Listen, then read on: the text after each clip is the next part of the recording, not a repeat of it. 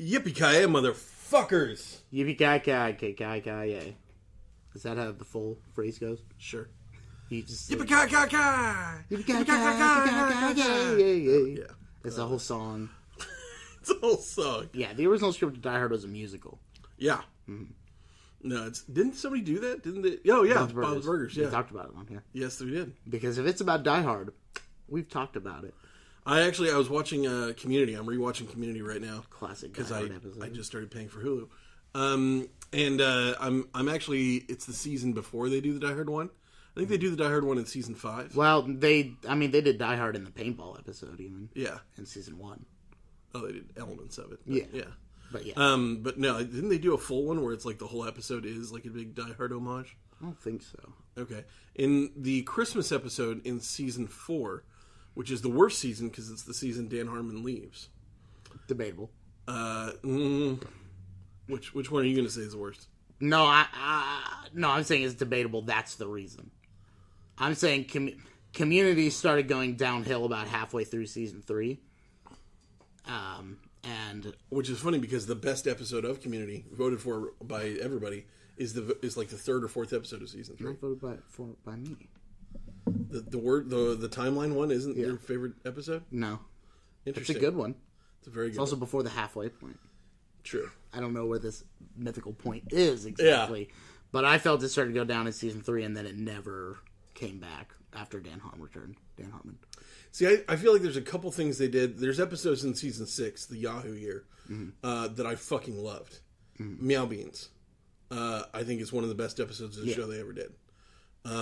So yeah, it's hard because they have a lot of episodes that you're like, all right, that was solid, but not great. Mm-hmm. And then the ones that are great are pinnacles of television. Yeah. That you're just like, holy fuck, that was good. And how they weave the meta through. Yeah, it's there's just never been a show since that was as conscious of what it was doing than that one was. For sure. Yeah, I mean, I don't know. Well, Rick and Morty, I think, is probably, which, of course it is. So since it's also kind of written by Dan Harmon. So, yeah. My problem with Community, it's the same as my problem with Game of Thrones. Mm-hmm. It's that neither of those shows will end as good as they could have been. Yes. Couldn't possibly. Well, especially for Community because... I was going to say especially for Game of Thrones. Well, Game of Thrones too. But the same problem. My problem with... Losing cast members throughout the years. Yeah. Well, at least with Game of Thrones, it's because they're killing them off and for story stuff. With Community, they're losing cast members because people are quitting. There's a bunch of bullshit. And, when the show's about a community, losing that kind of doesn't help it. Yeah. No, that's why for me, season 3 is...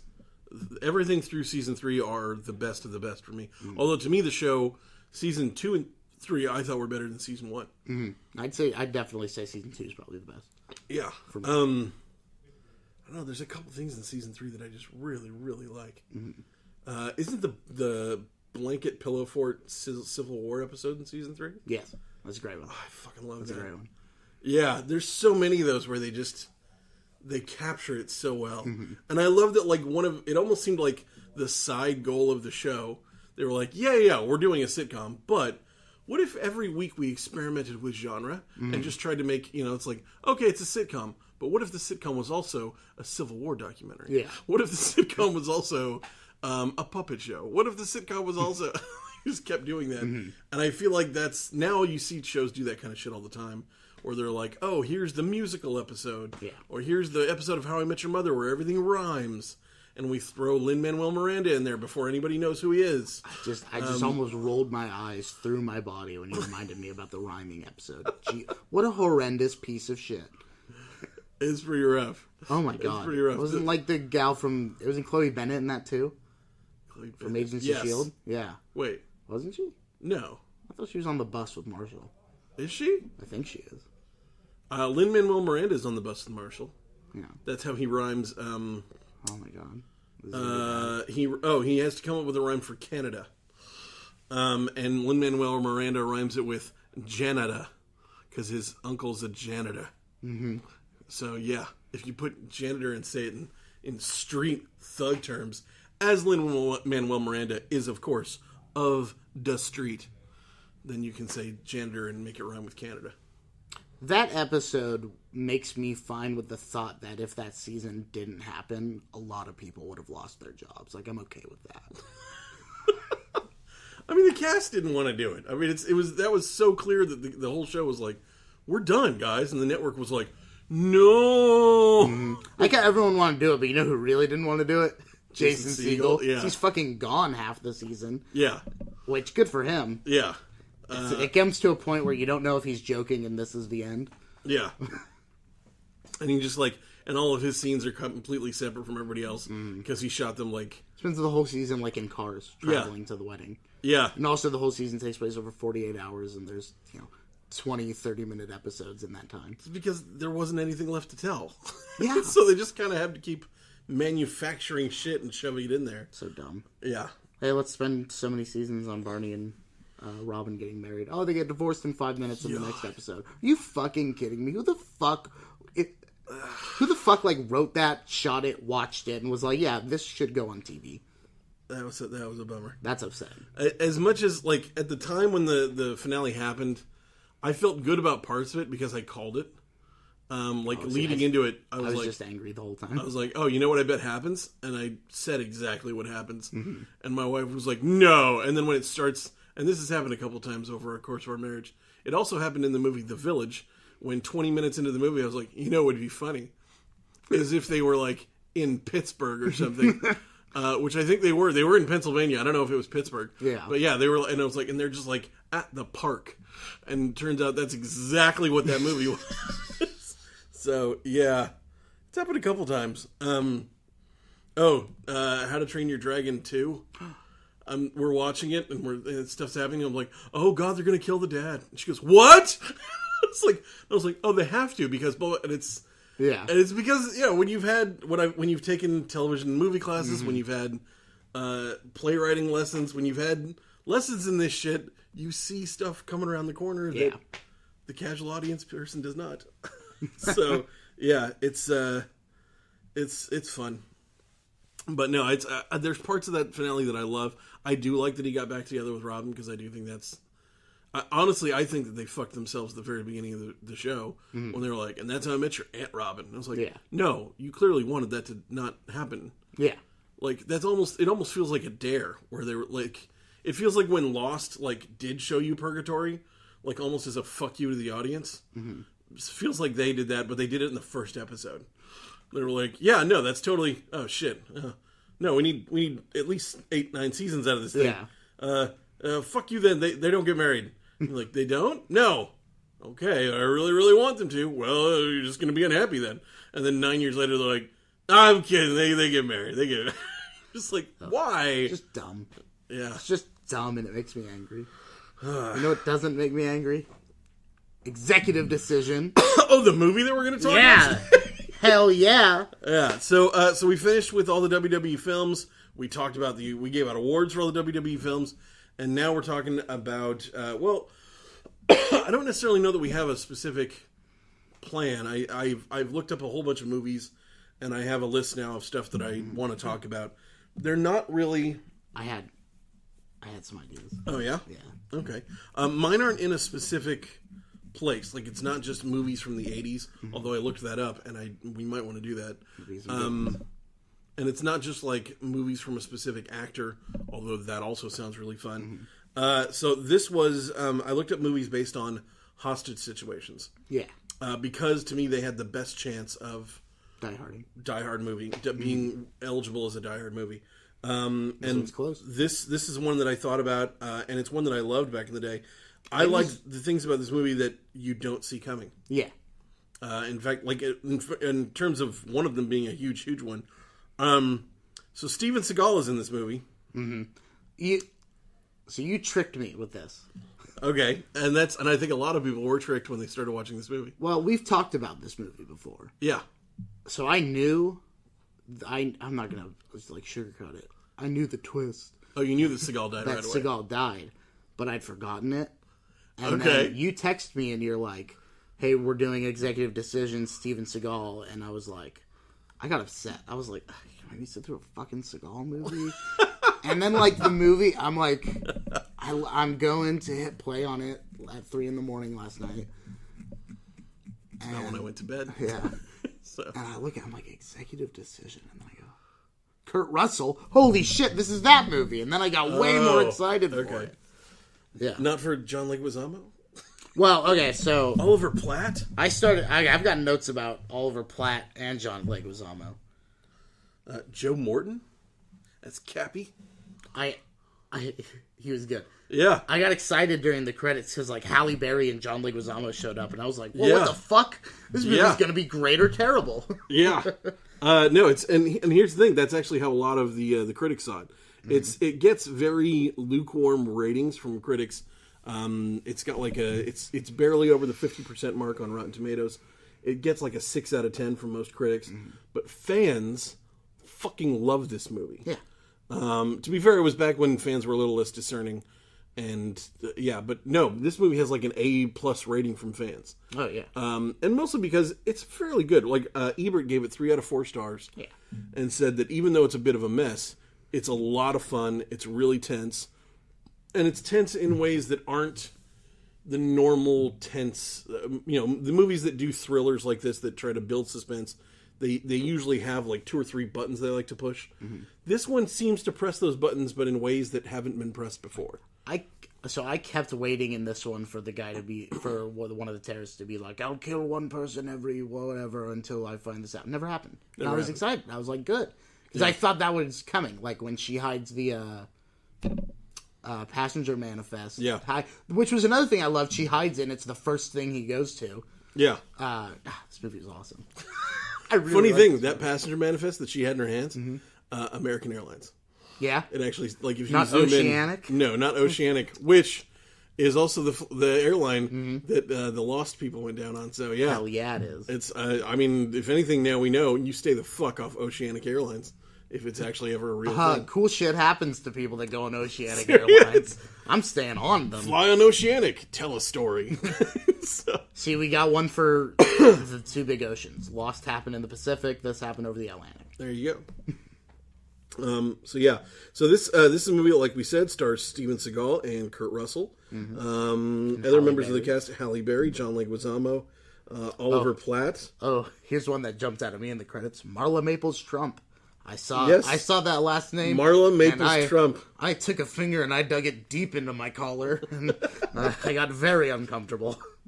Yes, so this is Marla Maples. This is a former wife of Trump. I don't think they were married at the time either.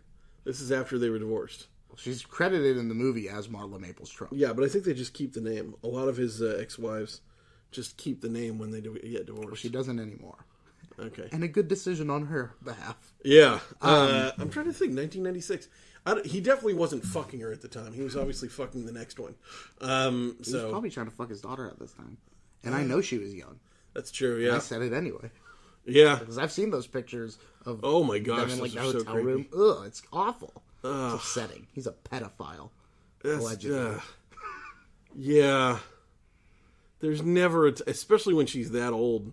Like, I worry sometimes that it's like my daughter's now 11, she's getting older, and I'm like, all right, so there's things that you could do with her when she was a baby that are probably going to start to become, a little awkward as she gets older, and you have to stop doing those things. Yeah. Walking around the house in your underwear. It's gross now, don't do that. Yeah. Things like that. Having her sit on your lap. She's right on the edge of that's not okay anymore. Yeah. Donald Trump either never came to these realizations or most likely steered is right into actively the skid. ignoring them. Yes. Yeah. It was like, hell's yeah, I'm going to do all that shit. So, also in this movie, J.T. Walsh, God rest his soul. And Joe Morton, who I'm trying to think what would he be the most famous for? Either his role right now on Scandal as what's her name's dad, or Kerry Washington's dad, or as the doctor who created Cyberdyne from Terminator 2. That's the other one that I always think of when I think of Joe Morton. Which one do you think he's more? Here's the thing. That Cyberdyne reference has worked for decades. It has. It just worked in game night. I was going to say, yeah, that thing works forever. I don't know. Maybe later on he'll be remembered as the dad of Cyborg in Justice League. But shit. Yeah.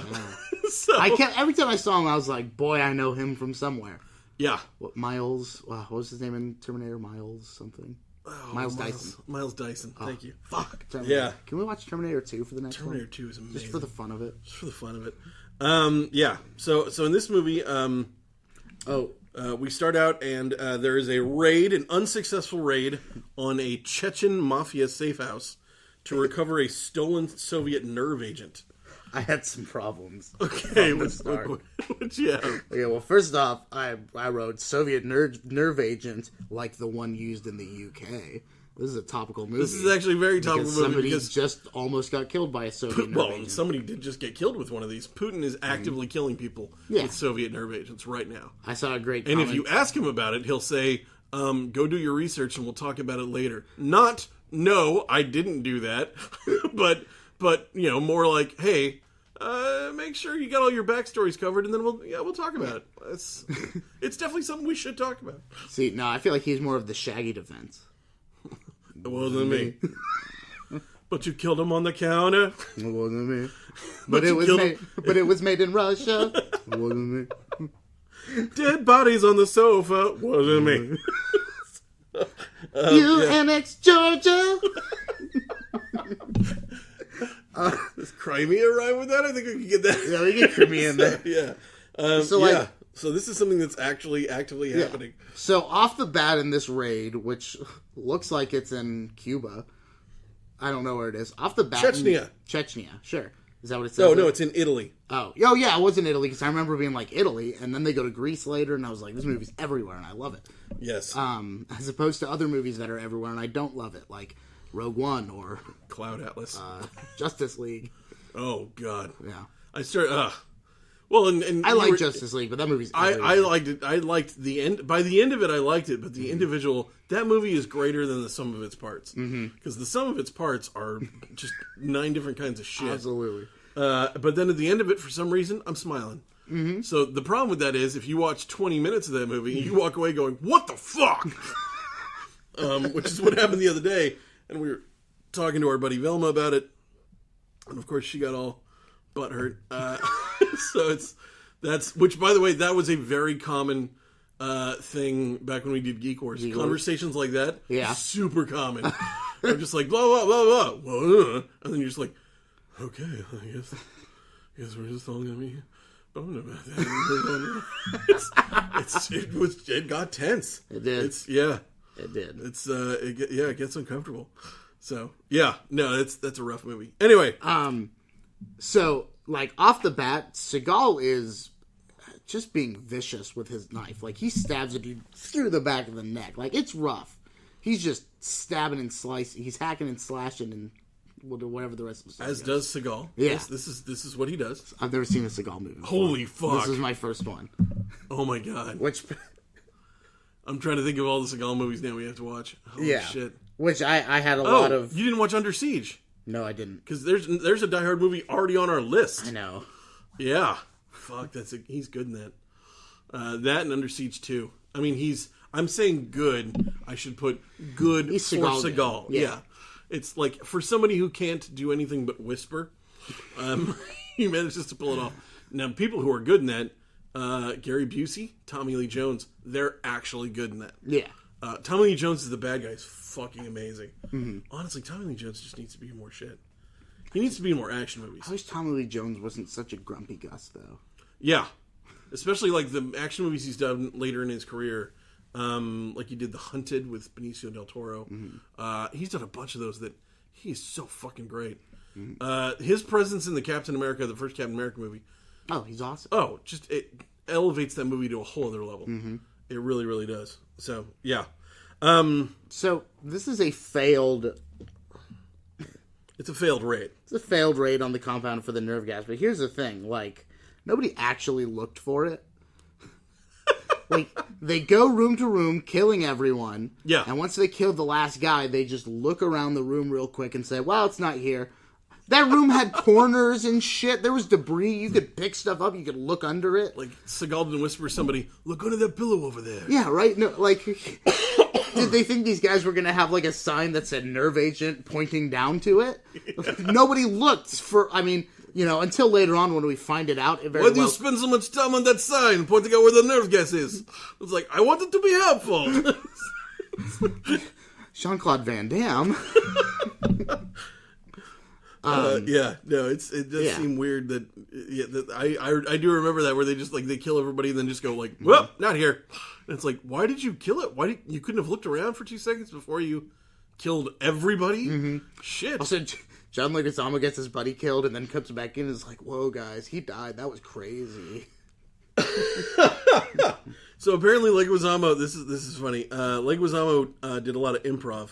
Did he? On set. Leguizamo is kind of a famously talented improv actor, and he actually, in his autobiography, he told a couple different stories about this movie, and one of them is improvising lines and how Segal had a problem with it, and so did Kurt Russell. Here we go. We'll tell the Segal story first. According to John Leguizamo in his autobiography, Steven Segal physically attacked him during filming in an effort to scare the cast and crew. Leguizamo claimed that he had laughed at something Segal had said, thinking that Segal was being funny. Segal is never funny, and shoved his elbow into Leguizamo's throat and pushed him up against a wall. Yeah, nice. So that was and did that as a way to mark himself as the alpha male. Mm-hmm. The other one that he actually got into a shoving match with Kurt Russell for, the line, "Hope the smell doesn't give us away," when they all get on the plane and he's talking about how somebody smells. Yeah. Kurt Russell hated the improvised line so much, he just got into a full-on wrestling match with John Leguizamo. Jesus. Yeah. See, I didn't expect that out of Kurt. No, I didn't either. Especially knowing that Kurt has done some great improv in his career too, and for such a timid line. Yeah, specifically the one of the best scenes in Tombstone, Kurt Russell and Billy Bob Thornton, where they're going back and forth with some of the best dialogue of the whole movie. Yeah, jerk that smoke wagon and see what happens, and then slapping him. You're just gonna stand there and bleed. Mm-hmm. Amazing stuff, and that's all improvised. Yeah. So Kurt seems to like improv. But in all fairness, from John Leguizamo. It's not a very good joke. No, it's not. Have we been told that any of them smell? No. There's no setup to this joke. Yeah, and honestly, Leguizamo is not a lot of people would call him a comedian based on his career. He was on Mad TV. He was, he's in the Super Mario Bros. Movie. Yes, a lot of really funny shit. A lot of funny shit. He actually did a lot of comedy movies back in the day. Yeah. And did a one-man show on Broadway that was apparently quite funny. I've never found him very funny. So, yeah. And this is coming from somebody who I really look for the humor when I watch comedians. Yeah, for sure. Maybe he's funny, but just not me funny. Mm-hmm. So I try to appreciate him. I can try to see, who would find this funny? And I'll try to watch it like that. Because there's a lot of, I hate to kind of jump on this horse.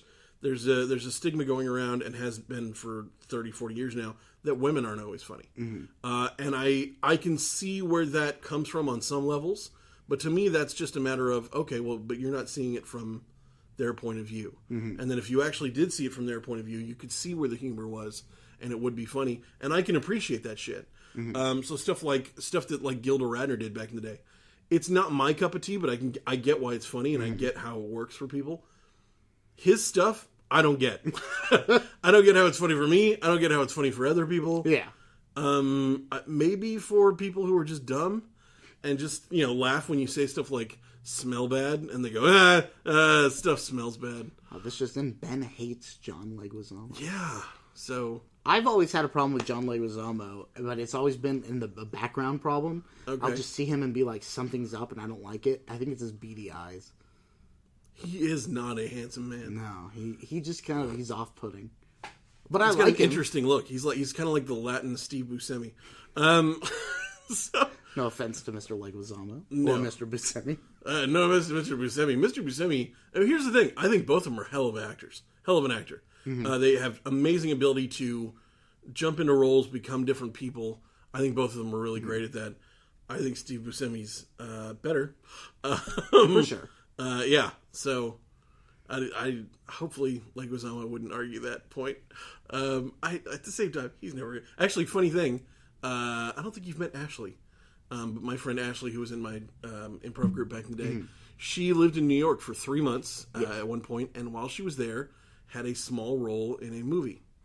A movie that starred John Leguizamo. Oh, shit. She actually got to meet him and was on camera with him, and yeah. I'm trying to think of John Leguizamo movies, but I can't. This is a really hard to find no-name one. I'll see if I can bring it up. I can't think of any popular John Leguizamo. This one's not popular at all. This one did not get mainstream release. It wasn't Moulin Rouge? No. So yeah, interesting. I just brought up his IMDb. The 3 things that he's known for are Moulin Rouge, The Pest, which is the thing that I'm thinking of him from, which is what I hate, and Spawn. Oh shit, he was in Spawn. Yeah, I think he played the clown. So yes, he played J. Michael White, and he was great. It was a Tropic Thunder sort of situation. Yeah. So what issues did you have with the? I think it was a movie called Fugly. Which, yeah, of course it was. That totally sounds like a movie that he would make. Oh, he was in Gamer? I totally forgot that he was in Gamer. Shit, he was in oh, fuck. I fucking love Gamer. He's been in so many movies, though, that you're just like, wait, what? Who was he in that? It's, yeah. He just kind of, like, sneaks into the background. I could see him in the world of Gamer. He's kind of gross. Yep, there it is. Fugly, 2014. Nice. Yeah. Interesting. Fugly. But yeah, Fugly is definitely one of those ones that not a lot of people actually saw. So, all right. Yeah. So, after the failed raid, yes, we're given Kurt Russell flying a plane, taking plane flying lessons. Yes. I love this. This is real too. He actually does have his pilot's license. Nice. That's awesome. He's like Harrison Ford. Yes. In more ways than or John Travolta. They're basically all the same person. They're all the same person. I loved them. Different levels of grab-assery with men. I loved them in Battlefield Earth. I almost said Mars Attacks. So after that, I love this because I love that we see him taking flight lessons so that later in the movie when he will have to fly, because he will. Yep. It's a very nice callback. It's a movie about a plane. But when he has to fly... It's something to be said now in a day when a lot of movies don't do stuff like this. Yeah, they just the hero either just know how to fly, or they'll be like, have you ever flown something like this before? And they'll go, nope. And then do it, yeah. Yeah. But actually writing stuff into the... So, like, the opening moments of your movie actually do matter greatly for the stuff at the end. Mm-hmm. And it's nice to be able to draw back on that. They repeated the relax and fly the plane thing relax enough and fly the plane. Yep. That I wrote, will relax and fly the plane come back? Yes. Yes, of course it will. And then a woman shows up and holds up a letter and I think yells, they got him? Yeah. And then we see what I thought was a flashback. And so I'm watching this for a bit going, what the fuck is this flashback? Where is Kurt Russell? Yeah. And then about like halfway through it, I realized, this is supposed to be happening. Yes. And it's just shot dumb. Yeah, it's almost like a flashback to like an hour ago. Yeah, it looks like it's something like a pivotal moment in like Kurt Russell's early life. Like it's shot weird, like there's a weird filter on it and shit. Yeah. And here's where we see the terrorist leader who eventually led me to the realization that I thought going into this movie, I thought John Leguizamo was John Turturro, and B, I thought John Turturro played the terrorist leader. Because I was looking at him and being like, John Turturro in this? No, he's not. No. That guy is not John Turturro. And I was like, are they trying to pass John Turturro off as Middle Eastern? Actually, I think the terrorist leader was, not Jaffa. Jaffa's the guy who's the leader on the plane. Oh, he's so good. Oh, no, wait, yeah, it is Jaffa, because Hassan's the guy who's the leader on the plane. Oh, the bald guy. David Stachet is the bald guy, and he's amazing. Mm-hmm. Funny thing, the guy who actually played the terrorist leader, his picture on IMDb is clearly a picture of something where he played an alien. Which I don't know why you would do that, because then no one knows who you are. I want to get a picture of this guy up. Yeah. Because, how does this work? Oh, there we go. Because he looks like John Turturro. Look at him. Here, turn around. He looks like John Turturro. Oh, that's the bad guy from The Fugitive. Harrison Ford? He killed his wife. He killed Harrison Ford's wife. He's the one-armed man. Oh no, I firmly believe in the other side of the story of The Fugitive. Oh, that Harrison Ford actually did kill his wife. Yes. So I'm also noticing the guy who played the Secretary of Defense in this is Len Carew, who is famous from How I Met Your Mother. And also Blue Bloods. Who was he on How I Met Your Mother? How I Met Your Mother, there's an episode where Robin starts dating an older guy. Now, he's not too much older. He's like maybe in his 40s. That episode, that storyline is in everything since Friends. Yes.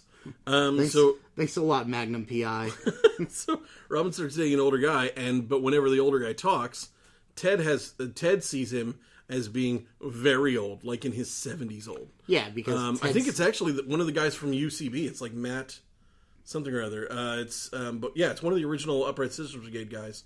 Because it was it's one of those guys. I think the guy with the short red hair. Okay. But whenever he goes away, he becomes Len Carew, and he's like, I'm living with my parents and I'm smoking the weed. And because Ted sees all of Robin's partners in a negative light because he has an unhealthy attachment to her. Yes, that's how that works. It's a terrible show. I like How I Met Your Mother, but I do too. You know who else was in the room with the Secretary of Defense? Who's that? Fucking Dr. Bob Kelso. Really? Oh yeah, he had like a bunch of lines in it. I haven't gotten to his picture yet. Oh yeah, there he is. That's. I would imagine there's a lot of people. Is that? Gosh, I thought that was Gates McFadden for a second. Oh, dude, if Beverly was in this, doesn't that look like Gates? She does look like Gates McFadden. Oh, it is a woman named Day Young. Who looks a lot like Gates McFadden. Yeah, not just being a redhead, but also the high cheekbones and everything. So, one of the terrorists, I believe, is Yilson from Iron Man. Oh shit! Yep, Chantaub. Yep. So interesting. Which that's Gibson. I think it was Yinsen. Right. Also from Iron Man 3. Yes. So a lot of people who have those faces that you're like, oh, I know you. You were in that other thing. And there's even more as I'm flipping through all the faces here.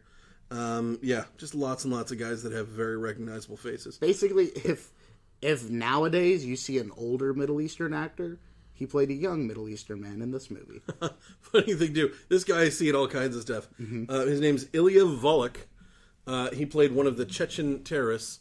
If you ever have seen Friends, in the episode where Joey goes to the dry cleaner and talks to the Russian man, and he gets mad because Russians are portrayed poorly in movies, he is the guy, and he is also the guy who is in most of those movies. Yeah, portraying the Russians badly. In the show, Joey says, "Oh, have you seen Air Force One?" And he goes, "No, I haven't seen it."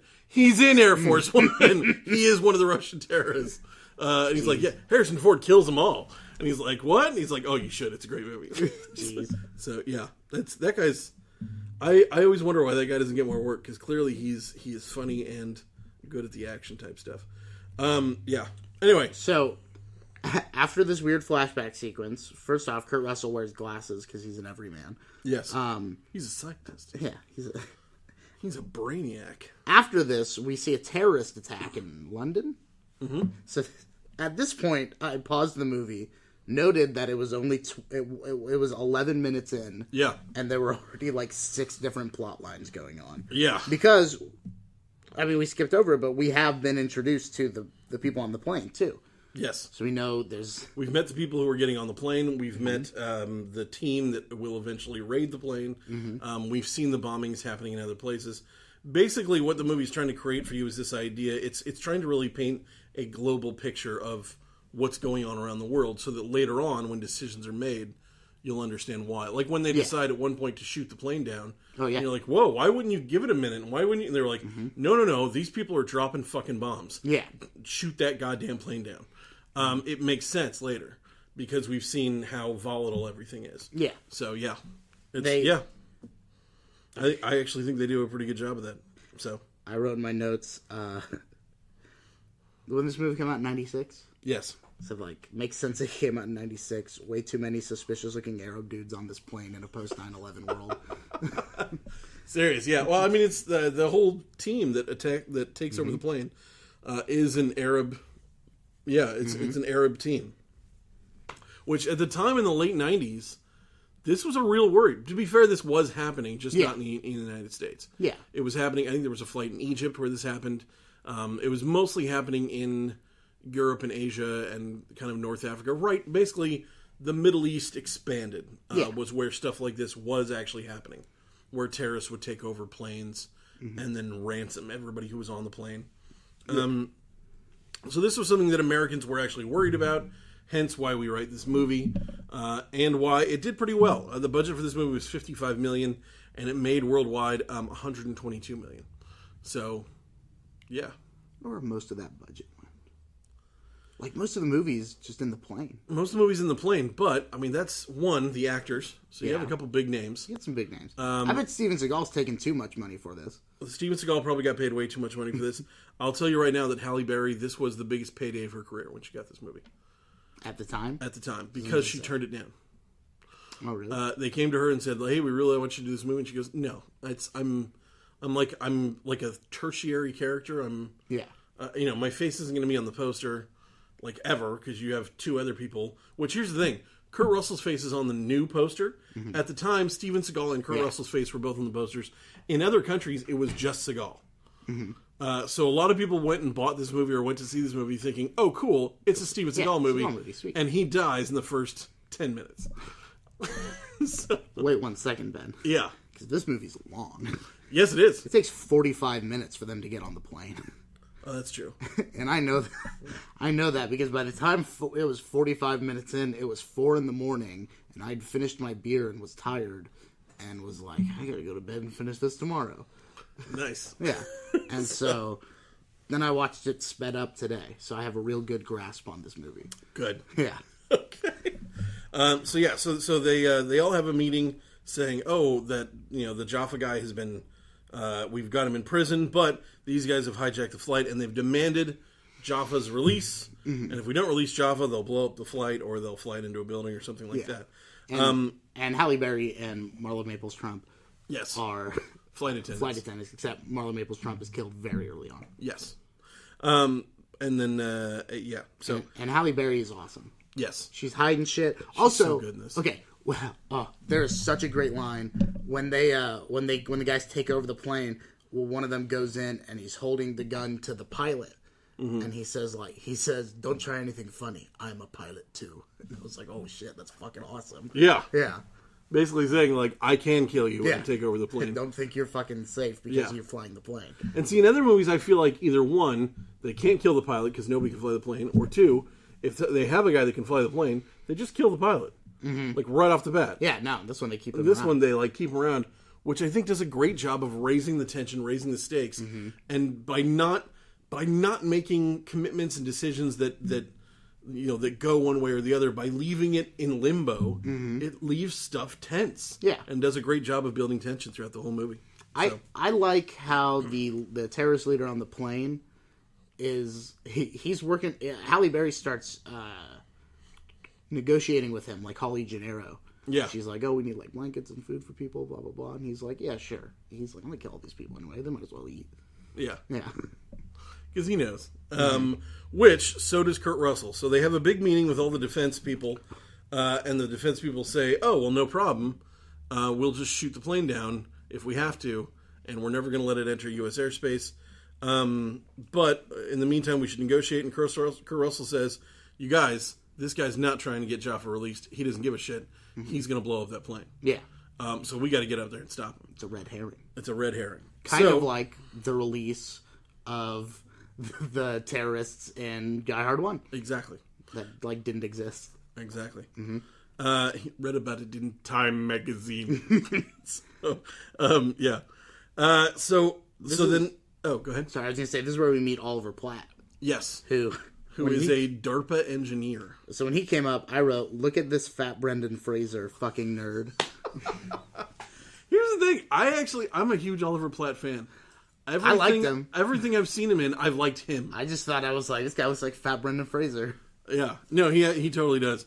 In fact, he's actually, there is a movie out there, and this shouldn't come as a shock to anybody who's listened to this show. I'm a bit of a wrestling fan, and there is a wrestling movie called Ready to Rumble, with Scott Conn, David Arquette, starring Oliver Platt.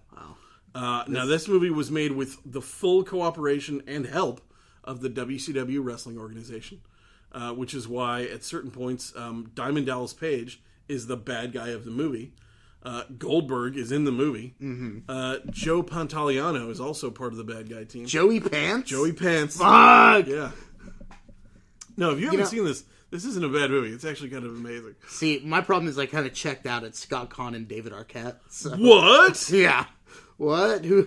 That award-winning team? Who doesn't want to watch the fucking ball-busting duo of Scott Conn and David Arquette? Scott Conn, who can't even be bothered to be in a full season of Hawaii Five-0. Gosh, that's... And also can't be bothered to stick up for his Asian American co-stars. This movie is so weird, and it's got things in it. It's got little gems. Like at one point, David Arquette is drinking his slushie, and it is empty, and he would like a free refill. So he takes 2 fingers and shoves them up his ass. And you're like, time out, what the fuck are you doing? Yeah, okay. Yeah. There's no way in the world this somehow nets you a free slushie. You said the same thing I was thinking as you described this. Yes. So then he puts the hand with the shit on it on the cup. And you're like, why would you do that? Now it's tainted. And he goes up to the guy behind the counter and he goes, I want a new slushie. And the guy says, why? And he goes, because this one smells weird, and shoves it in his face with the offending fingers now right under his nose. And he's like, and the guy's like pulling away, and he goes, right, I know, right? It smells like somebody took 2 fingers and shoved them up their ass and then swished it around the slushie. That's awful. And he goes, that's terrible. Yeah, go get a new one. He goes, oh, thank you. Jesus. He throws that one away. And there's a part of me that's like, that's a good idea. No. Why isn't that a life hack? God. That's like that scene in Mallrats when he's eating the chocolate stink pretzel bomb. or whatever. Yep. Yeah. It's just awful. It's like, you stink bomb. Put your hand running up the crack of your ass, and then you go over and shake his hand. And you can't get that shit smell off your hand. You wash it for days, it won't come off. Yeah. It's just so anybody knows, if you put a scene where somebody has to stick their hand up their own ass in your movie, I will like it and talk about it. And you'll owe money to either David Arquette or Kevin Smith. We'll figure it out later. Yeah. They can split it between them. Yeah. So they decide, Kurt Russell and all of them decide that Steven Seagal's team of badasses, and Kurt Russell and Oliver Platt, badasses, yes, will all have to go and break into the plane using an experimental new plane that's like a space shuttle and flies right underneath the plane and attaches with this little like sleeve, which, I mean, now when I think back to it, it's like, but of course, why is that? How experimental is that? That seems super easy. Yeah. But I think at the time it was like next level thinking. Like this is right around the time that we first figured out how to refuel a plane in midair. Which was the best parts of Air Force One. Yes, it was pretty amazing. So fucking cool. Yeah. So they attach the plane and they start sending guys up. What's with the 90s and plane movies? They're just fucking great. Die Hard 2, Air Force One, this one. Yeah. Executive Decision. They're amazing. Terminal. Yeah. I don't think Terminal was definitely in the 2000s. It's also not really an airplane movie. No. Another thing, I love that movie. Terminal? Yeah. Oh, yeah. That's a fucking great movie. Oh, now that I did my collar pull joke, I can undo my top button. There's so much. Honestly, when it comes to Tom Hanks movies, it's hard to find the one I don't really, really like. And those types of movies, like Terminal and Larry Crown Affair, or no, Larry Crown. You're thinking of the Thomas Crown Affair. Thomas Crown Affair, which I also really like. I fucking love Tom those Hanks movies. plays a spy. Yeah. Tom Hanks plays a down on his luck guy who gets fired and divorced, and then steals money just for the thrill of it. Tom Hanks is Pierce Brosnan. Serious. Another great Tom Hanks movie, Catch Me If You Can. Holy shit! Have you seen this? Plane movie. Have you seen this? No, I haven't. I know there's plane stuff in it. It's about one of the greatest con artists of all time, who eventually goes on to almost invent check forgery policing, because he was the biggest problem in check forgery policing. And the reason it involves planes is the first checks that he forges are paycheck checks from Pan Am. And he actually just goes and finds bank checks, takes the Pan Am sticker off of the little toy planes they give kids, and tapes it to the check so that it looks official. That's awesome. Yeah. And you're looking at it, you're like, come on, somebody would. Nope. Nobody thought to even look. So it's and Then he would actually use he got a pilot's uniform and would then fly around in planes in the passenger seat. What they don't tell you in the movie is he actually piloted planes. Yeah. Like he sat in them long enough that he learned how to fly a plane, watching the pilots, and flew and landed planes. Jesus Christ. Yeah. And then from there he went on and became a doctor. He found all these things with quotes. All these things with quotes, yeah. So he became a fake doctor where he managed a hospital during the late night shift where it was all interns, where it was all people who were fresh out of med school that they were running a thing, and they would only come to him if there was a problem they didn't know the answer to. Kind of a big deal considering that he also does not know the answer.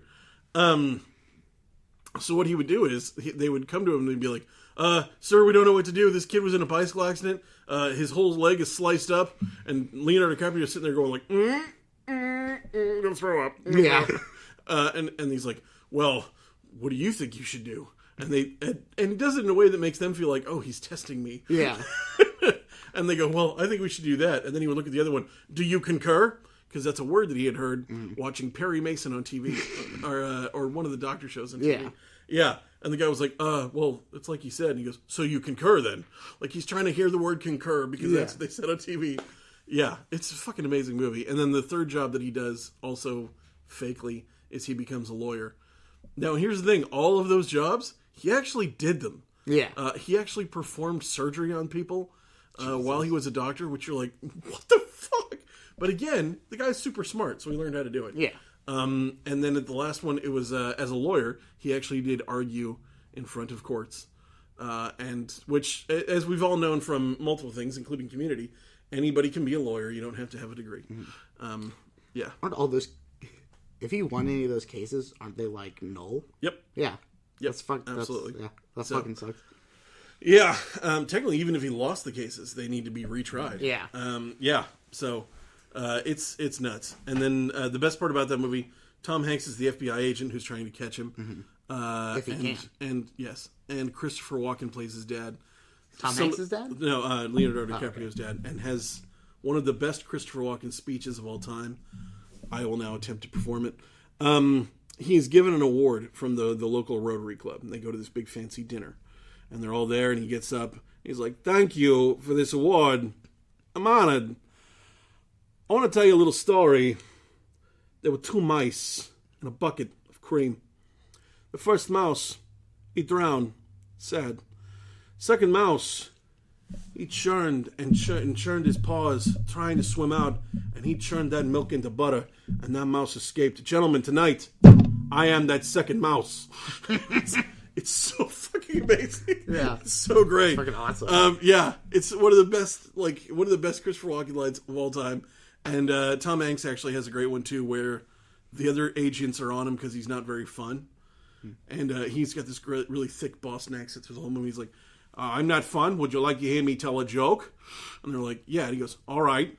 Knock, knock. Who's there? Go fuck yourself." That's the joke. Yeah, which later on in the movie gets used again, where somebody's like, it's like, "I don't think this is working out." And he's like, "Do you want to hear a joke?" That's all he says, and just like cut away.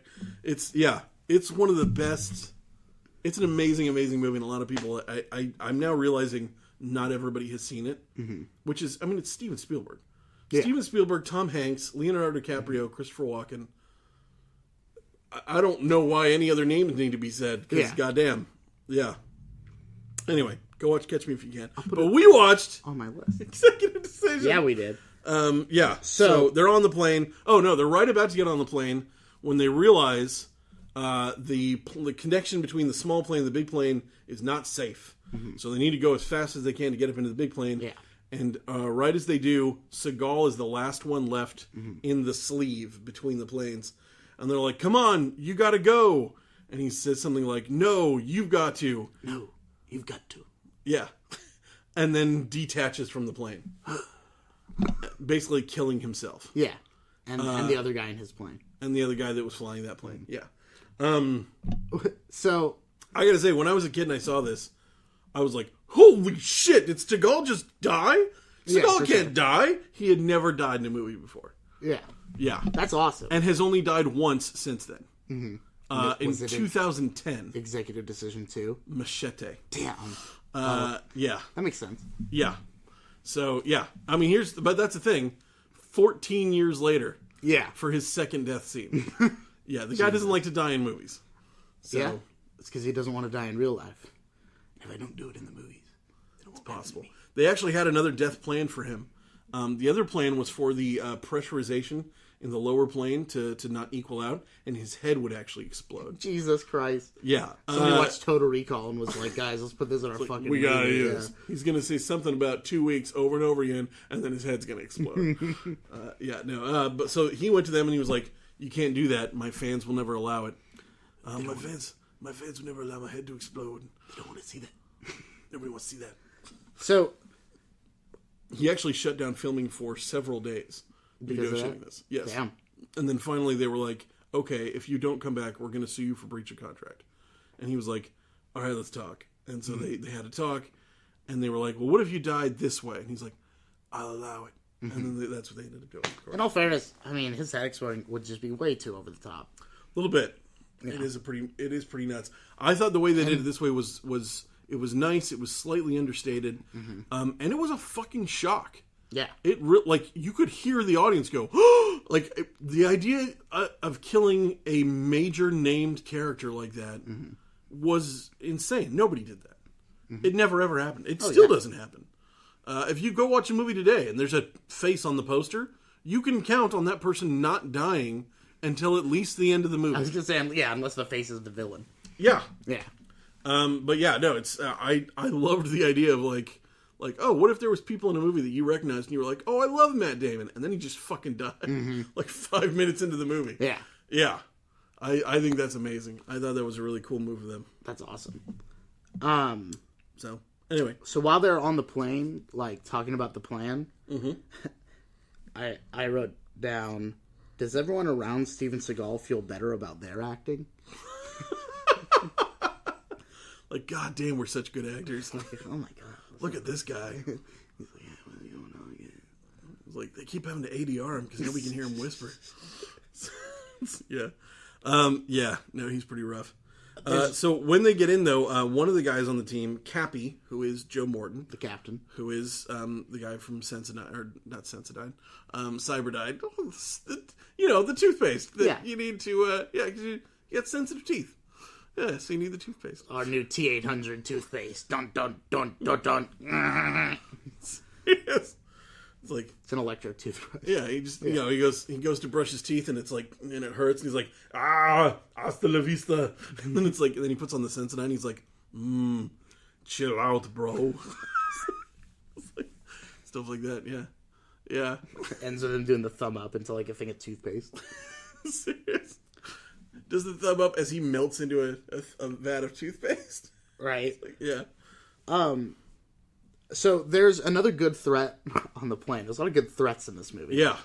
This is a great threat on the plane where the head of the terrorists on the plane goes to the senator, who's like trying to hide from him. He's like, oh, they can't recognize who I am. He just goes to the senator and is like, oh, I've heard about your work. Good for you with all this stuff. I hear you could be the next president. And then just walks away. And it's like, oh, fuck.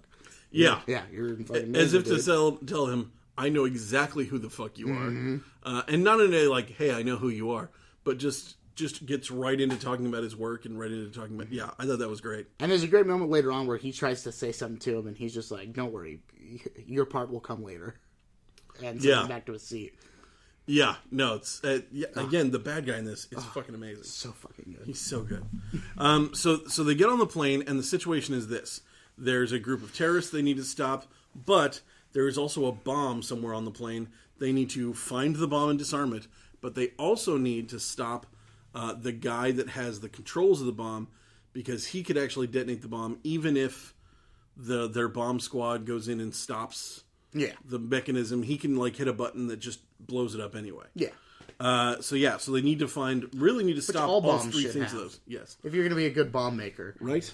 Yeah. So really they need to stop all three of those things. They need to find the bomb and disarm it. They also need to stop a terrorist team. And they need to find the sleeper. Yeah. And the sleeper is the guy who has the controls of the bomb, and they don't know who he is. Yeah. I mean, luckily for them, Finding the bomb it's in the room that they go into. Yes. They're like- already in the room. It's the second crate they open. Yeah. Yeah. And right off the bat, Oliver Platt and crippled Doctor of Cyberdyne now get to take over. Hey, speaking of movie scientists, you remember who else is in this movie? Fucking B.D. Wong. Yes. Yeah, he is. Yeah. I love B.D. Wong. He's great. I'm just watching Jessica Jones, and he's in that. Oh, is he? Yeah. Oh, I love it. It's interesting. He plays a rival detective agency. Ooh. So, what? yeah. Oh, no. I'm 6 episodes in. Not fun. Jessica Jones is... I like it way better. Yeah. Which probably means that Velma will not like it as much. Oh, yeah. She might. I don't know. It's still very like girl power. Mm-hmm. Yeah. But for me, it's way fucking better because it's got a very clear, like, this is where I'm headed. This is where I'm going. They're very into telling her backstory of how she became Jessica Jones, which I'm loving so far. Mm-hmm. So, yeah. Maybe they should really explain why the fuck she ain't flying. They kind of did that in the first season. Well, they've done it in the comic books Yeah. where she's like, oh, I can jump. And that's as far as I get. I'm just like, man, Yeah. whatever. Yeah. You can fly. You're not trying hard enough. That's how Superman did it. I see Man of Steel. He jumped across the world and then flew. Yeah. Yeah. So now they all start taking care of their projects. John Leguizamo, whose character's name is Rat, starts kind of course it is. yes, because he's rat faced. He starts. He's like above the seats on the plane, and he's going through the whole plane, like scouting and finding out where everybody is. That seems to be what he's. Yeah. Well, they're drilling holes and putting cameras all over the place. Yes. Yeah. So they can get an idea of what's going on, and to look for the sleeper. Meanwhile, Oliver Platt's disarming the bomb, and then they're also setting up to take out the hostages or take out the terrorists when they need to. And Kurt Russell's just kind of sitting there. Yeah, pretty much. He doesn't start. Well, because he wasn't supposed to be on the plane. No. Yeah. Yeah. Heck, when they're planning the mission, he's like, I don't even need to go up with you guys. And Steven Seagal's like, yeah, you do. Because Steven Seagal and him know each other. Yeah. And it's obvious Seagal doesn't like him. It's like, fuck you, you're going on the plane, dick. That's so weird. He really didn't need to be there at all. No. Yeah. It's kind of just a dick move. But if he wasn't there, maybe Seagal would have gotten the plane. Yeah. So, yeah. Fuck If he wasn't there, Russell. Seagal, everybody could have gotten on the plane faster. Mm-hmm. The smaller plane would have been fine. It would have gotten away. Yeah. Is this like an Indiana Jones situation? A little bit. He doesn't really affect This the all plot. would have been better if you hadn't shown up. Uh-huh. So, yeah. It's kind of the opposite of an Indiana Jones. Because the Indiana Jones thing is that the plot doesn't change at all, regardless if he's there or not. His presence, And yeah. this is, if Kurt Russell isn't there, then it's probably just going to be fine anyway. You could actually make the argument that the Germans, it would have taken them longer to find the Ark of the Covenant without Indiana Jones. That he's really the one that helped them do it. Well, because he's the one that found it, and then Yeah. they found him, and we're like, oh, thanks. So, yeah, that's fair. Yeah. But, I mean, they were on all the right tracks. They knew where to get the amulet from Marion. They knew... Yeah. But they were looking in the wrong spot, and they would have kept looking in the wrong spot. Yeah, they would have. Yeah. I mean, I feel like eventually they would have shifted. Probably. Officer de Mastrong! That was a good German accent. That was an amazing German accent. We must look over there! Oh, Heinz! I found a pit full of snakes! I bet it's this one! Pit full of snipes? Snakes! That's what we call it. The little crawlies. German Australians there? The snakes? Crikey! Crikey, Carl! I have found a pit full of snakes. You put it as a shrimp on the barbie. Yeah. I wish to go jump around with the kangaroos. Have you been to the Gold Coast? It's lovely. Sometimes I like to walk around with a tank top. Our Prime Minister was lost swimming. I like the great white sharks. So, yeah. Mad Max, so good. I'm sorry, good. Anyway, so the tension then kind of sits and builds as we get little bits of information, and little things happen, and then I think finally it really starts to escalate. The U.S. does release Jaffa, thinking, oh, this will fix it, but of course it doesn't. Jaffa calls Hassan from a private jet, telling him, "I'm free and I'm on my way to Algeria." And Hassan is like, okay. Yeah. No, Jaffa calls me. He's like, hey, you don't have to cross the plane. And Hassan's like, Like, but what if I did, though? It's like that scene of Harold and Kumar where he's like, "Oh, we forgot my phone." He turns around and goes, "Oh, we've gone too far." Yeah. Yeah. So yeah, Hassan, Grant realizes Hassan's men don't know about the bomb, and even the terrorists don't know that they're on a suicide mission. So they know that one of the passengers is a sleeper agent, and they're looking for that. Jean, who is Halle Berry, spots a man who has an electronic device of some kind. Mm-hmm. She doesn't know what it is, and she tells Kurt Russell, and the senator calls to speak to the president of the United States. Only to realize that Hassan is actually... So Hassan has the senator call the president to, like, negotiate, not realizing that this is actually a ploy by Hassan to scare the president, and Hassan just straight up kills the senator. Yeah. Yeah. So there is something we haven't brought up yet. What's that? The reason why Halle Berry was hiding the passenger manifest. Yes. Fucking Brian Doyle Murray is also on the plane. Yes. And he's a cop. He's an air cop. He's an air marshal, yeah. Yeah, he's a sky cop. Yeah. And he has a gun. Which is amazing because they were actually not as common as they are now. Now they're on every single flight. Mm-hmm. But back then, they were not. They're on every flight?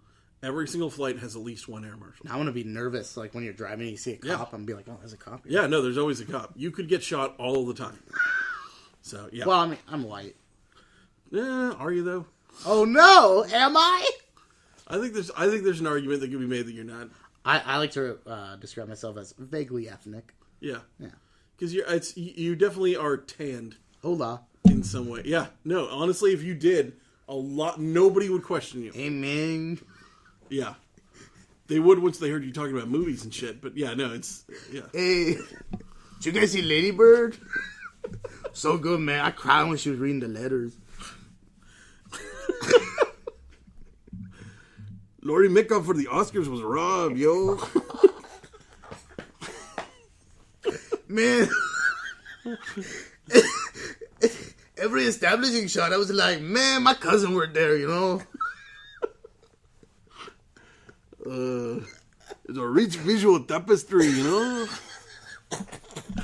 Really tapped into the heart of Northern California. Yeah. Sorry. Did you watch my man Guillermo's movie, yo? Yo. He made that chick fuck a fish. She fucked a pesca? Adios mío, man. Where? In la piscina? No, en el baño. They put towels on the door. Towels, man. Oh, because like they're hotboxing? No. No, they're filling it with water. It's like, why are they doing that? She won't breathe. Does that get you high? No, I'm Guillermo. Okay. This has been racist enough. Oh, we haven't even gotten into Asian voices. This is true. Is it just me, or, I mean, I feel like... Never mind. I was going to get racist with it. I was just going to say, like, we got to come up with something smarter than Ching Chong Ping Pong. I used to do a thing, so years ago, me and my brother were playing a baseball video game. I'm very excited. Okay. We were playing a baseball video game, and I was playing as the Mariners, and they have Ichiro Suzuki, who is... I'm pretty sure his name's pronounced Ichiro Suzuki! Who is wildly popular in Japan. Yeah. When he came over from Japan to America, Japanese people were sad. Like, people cried. Well, I mean, baseball is the biggest sport. Yeah. So he left... Behind, like, Yoda. And every time he was up to bat, I would talk to my brother as if I was, like, a Japanese fan that missed him. I was like, Ichiro, very good. I allow Ichiro to inseminate my wife. Jesus. It's like, his bat smaller than his cock. God. Yeah, no, it was pretty terrible.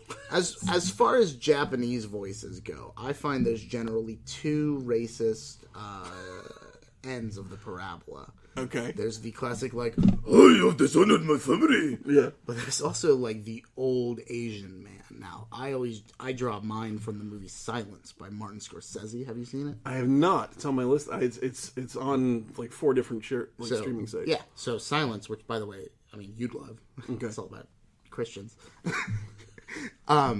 Silence is fucking amazing. But in it, there are 4, like, Japanese inquisitors that are going around and like beating the Christianity out of people, basically. Of course, yeah. Yeah. And the two main ones, there's the first one that you're introduced to, who meets them at the beginning, and then there's the main one, who spends most of the movie just having theological debates with Andrew Garfield. And the first one comes in, and he's the classic, like, oh, you must not spread your religion. But the second guy comes in, and he's like,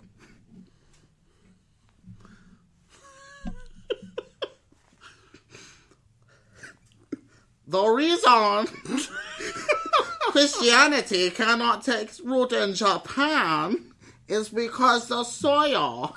You know, he says shit like that. Like, that's from the movie. Because the soil? There's some weird stuff about the soil and Christianity not vibing with the people of Japan. Gosh. But yeah. But these, I mean, you know, these are real Japanese actors. These are their accents. I found it, I guess, funny that the two main, like, two of the bigger Japanese actors in the movies had the two, like, stereotypical accents. Yeah. Yeah, those are great. Did you ever see Rising Sun with Sean Connery and Wesley Snipes? No. Oh, I'm sorry. Sean Connery and Wesley Snipes in a movie called Rising Sun. Sean Connery speaks Japanese several times. Fucking awesome. Oru katana! Don't you fuck with me! Does he ever speak Japanese in a Highlander? No. He gives him a katana, though. Yes. It's badass. No, so in Rising Sun, he is a former cop who's working with Wesley Snipes on a murder case. It's actually a really good fucking movie. It's written by the same guy who wrote Jurassic Park. Michael Crichton? Michael Crichton wrote this. Yes. Oh, really? Yeah. Oh, I thought you meant like the movie and I was making a bad joke. No, Michael Crichton. It's not based off a book, though? It's just a screenplay? No, it's Michael Crichton wrote this book, and then they made a movie about it. Like the Andromeda Strain. Yes. Westworld. Or Sphere. Yeah. Jurassic Park. Yeah, Jurassic Park. Or Contagion. Or Jurassic Park 2. Not Contagion. It's just Andromeda Strain. Yeah. God, every... sorry, go on. Every virus movie is the same, yeah. I saw the end of Contagion again recently. The end of it I do like. He's like looking through the photos of that his wife took, and then they go to her taking the photos and how that was how she got the disease. Interesting. Was through the events that are seen in her photos, she got the disease first during those events, and then brought it back to the U.S. and started the whole contagion. And well, I mean, here's the thing. It basically, kind of, yeah. Because it basically all comes down to Gwyneth Paltrow cheated on her husband and got the fucking disease and then brought it back. Yeah, that bitch. And that's why you never cheat on your husband. That's why you never trust a woman. Yeah. Oh, no. No. No. It's, hey, if that's the lesson the movie's handing down, that's the lesson. Who am I to say what Steven Soderbergh... You got to take that lesson into your heart, let it roost there, okay, and then act accordingly and treat every single woman in the world like she's Gwyneth Paltrow. That's the only possible solution. I would hate to live in a world where every woman was Gwyneth Paltrow. It's like, hey, honey, how you doing? Oh, pretty good. You want to buy this $30,000 rock and shove it in my vagina? No, I don't. What the fuck? So, yeah. Hey, you got any 24-karat dildos? I do. Anyway. Back to the movie. Oh, I had some Wesley Snipes stuff to go on, but sure, we can go back to the movie. He can't pay his taxes. Okay, so I've been watching a lot of Blade clips online. Wesley Snipes is so good when he's like, some motherfucker's always trying to ice skate uphill, and then he fucking like hits the thing to the dude's forehead. Oh, it's so good. Or when he's like, when the cop shoots him, and he's like, motherfucker, are you out of your damn mind? Oh, it's so good. I'm fucking loving Blade. Never seen the full movie. I just watched clips. Really? Yeah. I gosh. just watched clips on YouTube. I saw the first one on DVD after it came out, and then the number 2 and number 3 I saw in theaters. 3 I definitely saw in theaters because it had Ryan Reynolds and Triple H of the WWE. 2 was a Guillermo movie.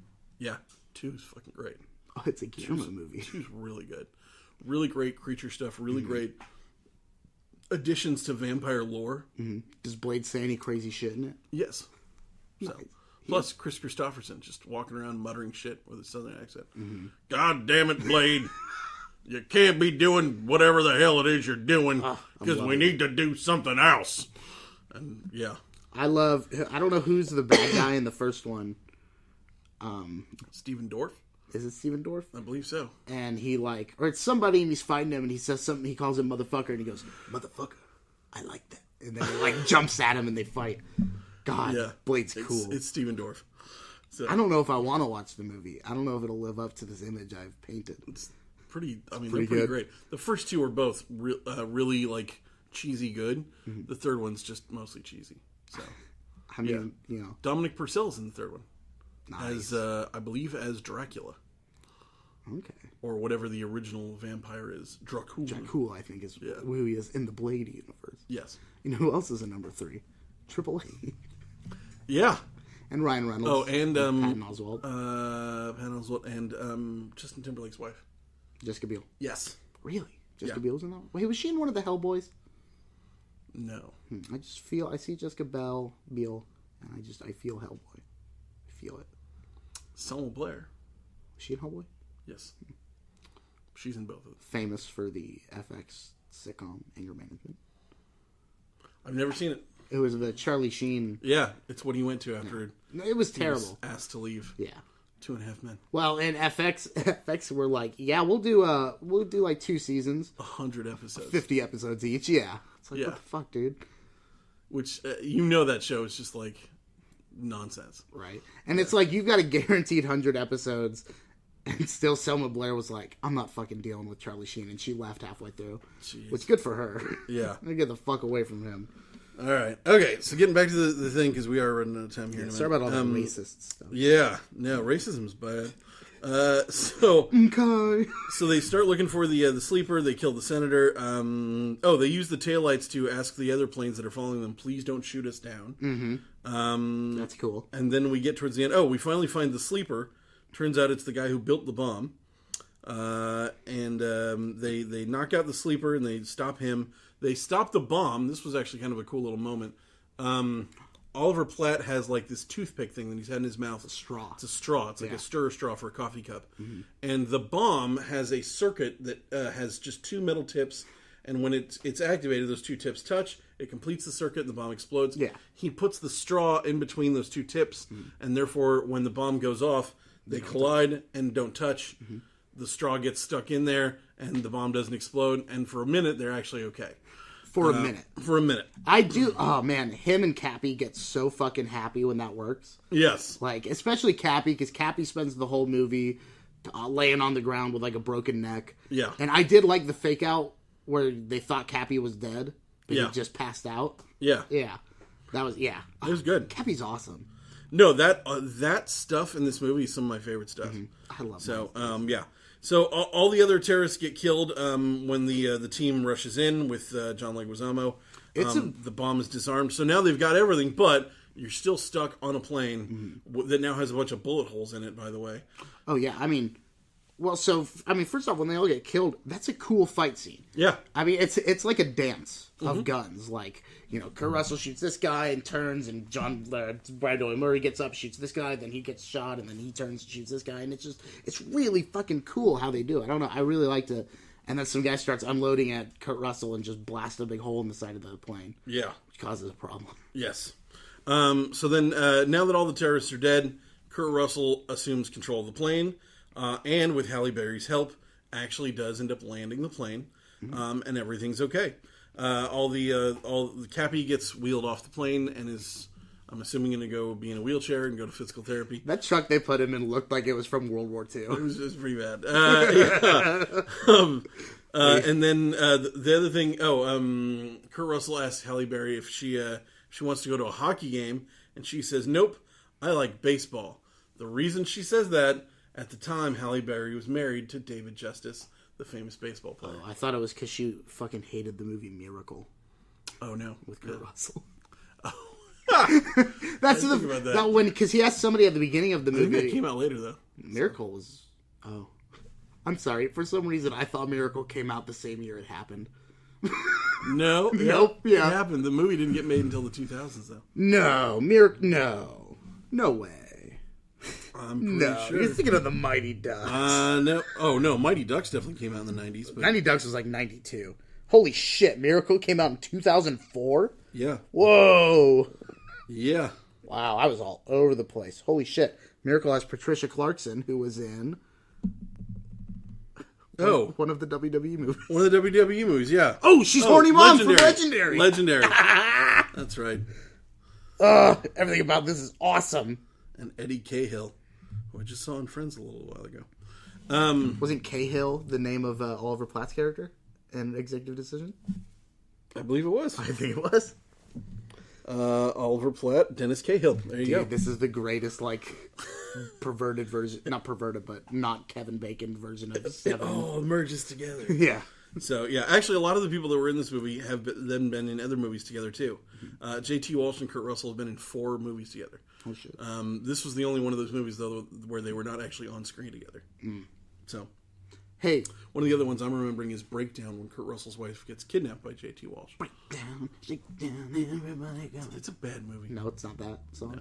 No. Hey, I've got a question about Executive Decision. Yes. What did the suicide bombing have to do with anything? I think it was just to kill Americans. Oh, okay. And that's, I mean, this goes back to that other kind of fear that Americans had at the time, which was that they don't want anything. You can't give them anything. There's nothing that will make them stop wanting to kill you. They just want to kill you because you're white and you have freedom. And they're fine with killing themselves to do it. Yep. Yeah.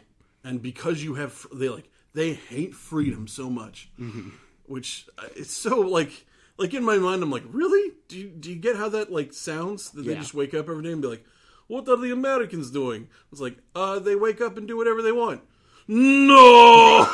It's like it's so baffling to me. Maybe the idea is a jealousy angle.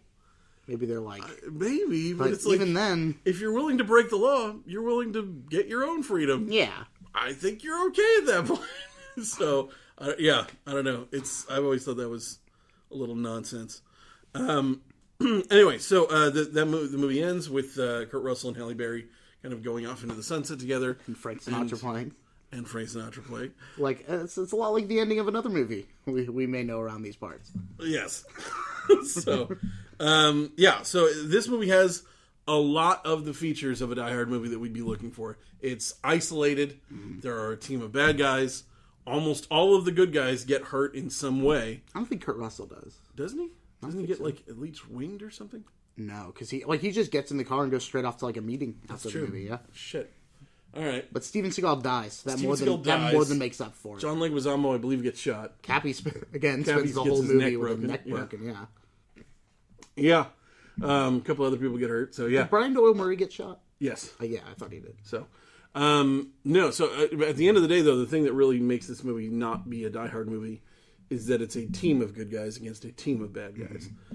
So really, it's a 3 out of 4 situation where it's because it's a team.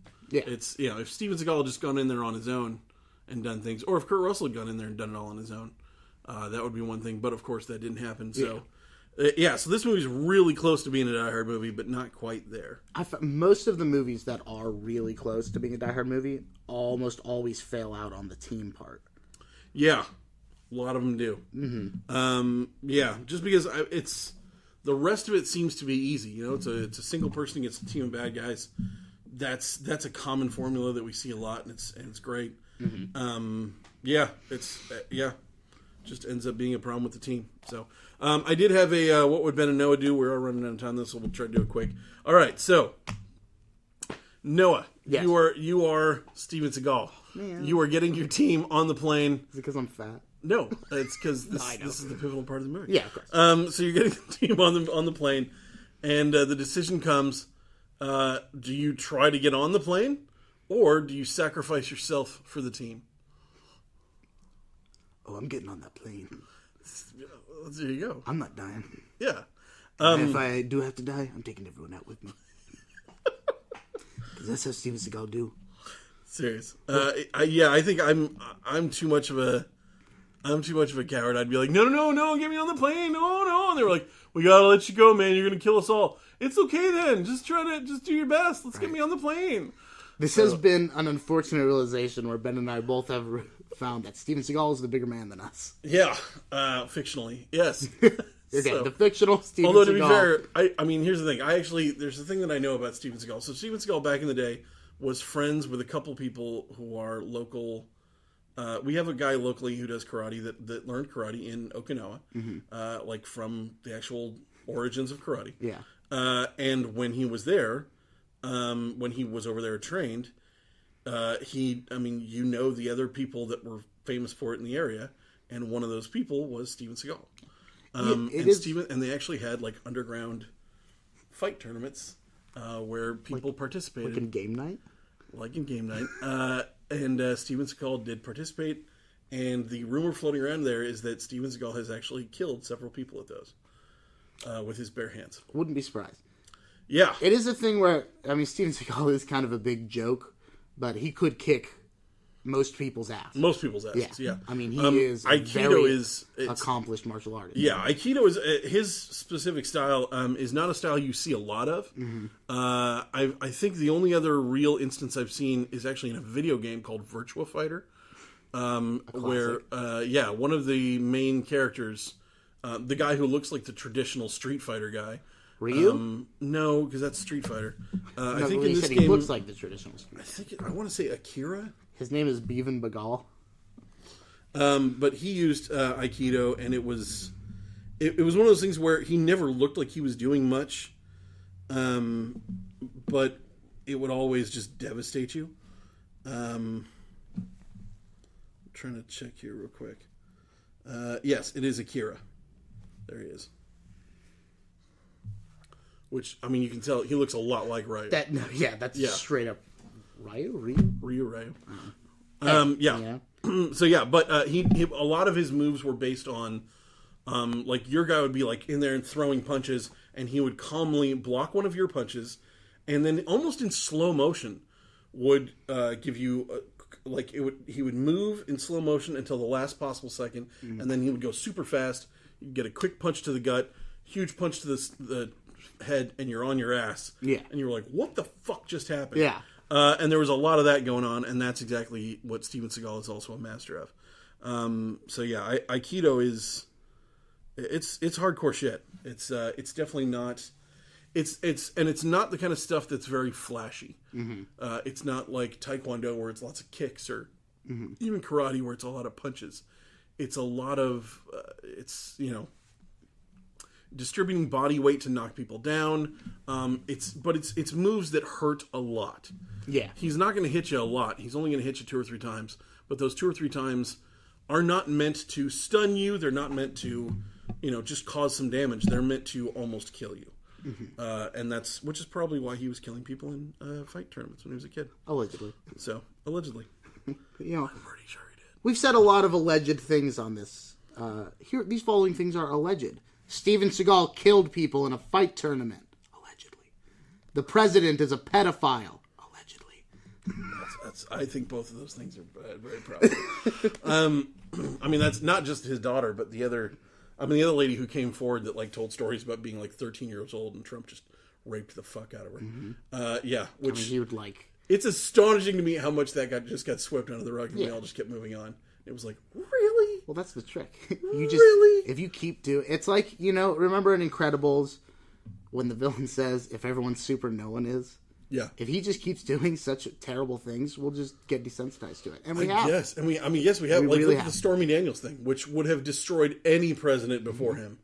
And it's not even a blip on his radar. Mm-hmm. So, yeah. I do like that Stormy Daniels allegedly has a Lewinsky dress. Yeah. I like that she's... you know what I like? That she's not going away. Yeah, I like that too. That everybody else is like... Even the public are like, we're good. Mm-hmm. We get it. You're a porn star. He probably cheated on his wife with you. He's doing so many other terrible things. We don't even have time to deal with yours right now. Mm-hmm. and she's like, nope, I'm going to stick it out. I'm going to keep going. And there's almost a nobility to it. Like in the past, I would be like, she's just one of those money-grubbing whores.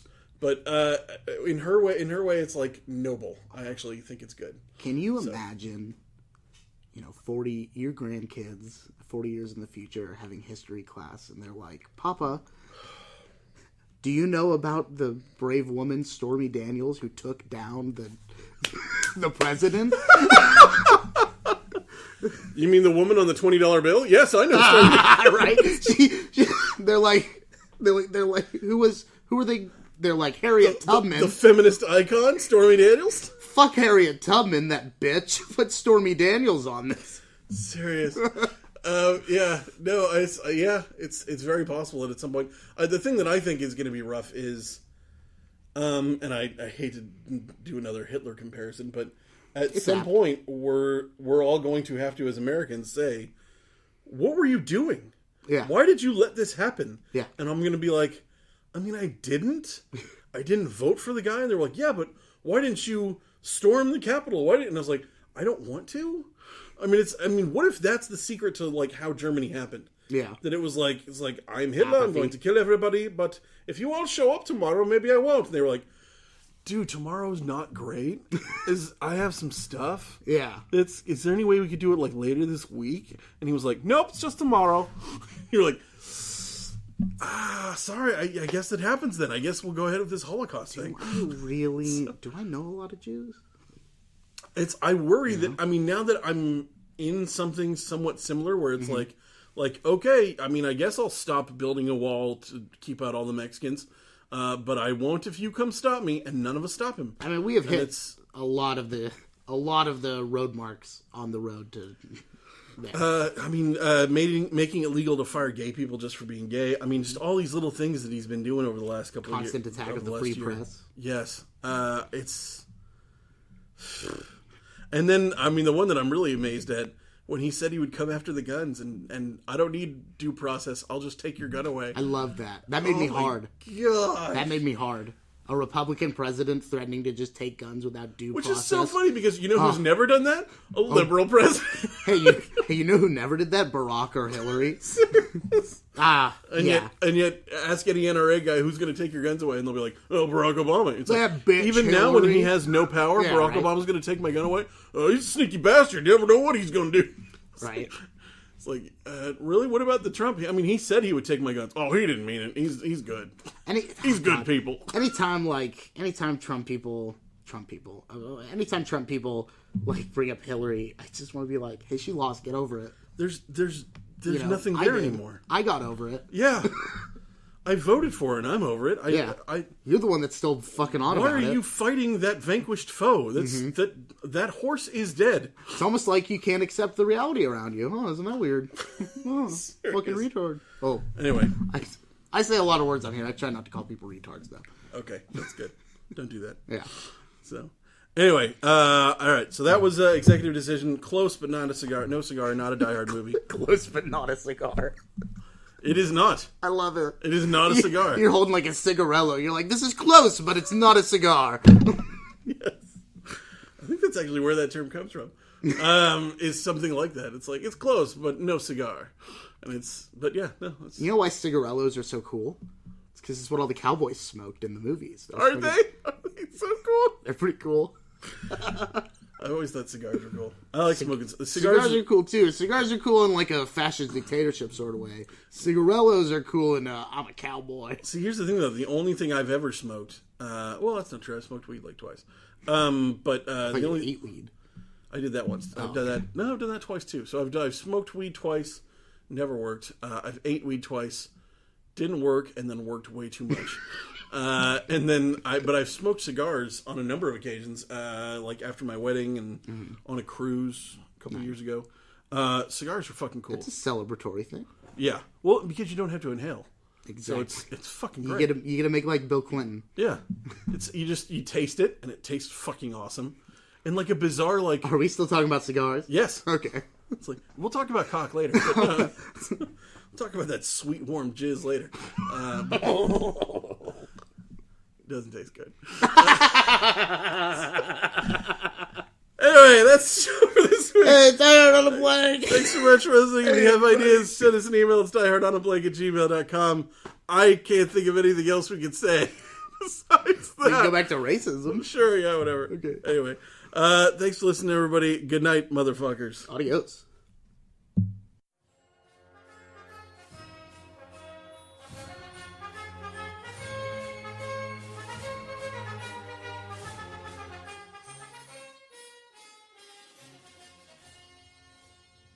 I do. Oh, that was a little scary moment there. Because we recorded something the other day, so that would suck to lose. I would have been pissed if we lost that. Everything else we've done is already on the cloud, but yeah, this is the sound check, by the way. Up in the sky, the cloud, like a butterfly up in the sky, flying so high, twice as high. Just gotta take a look. It's in a book. Yeah, it's a reading rainbow. Yeah, of course. Yeah. One of those reading rainbows. Cool. Yeah. Reading rainbows. It's always fun just to say that the wrong way and just hear it and just be like, no, you got to say it right. You have to say, a reading rainbow. You have to do it. Otherwise, it's fucking wrong. Reading rainbow? Yeah. No, that's not right. That's not right. Reading rainbow.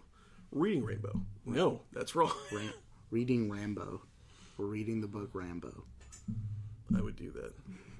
That's the next First 22 Rambo episodes. Is so fucking good. The next 22 episodes. Did you ever go back and watch that? No, I haven't.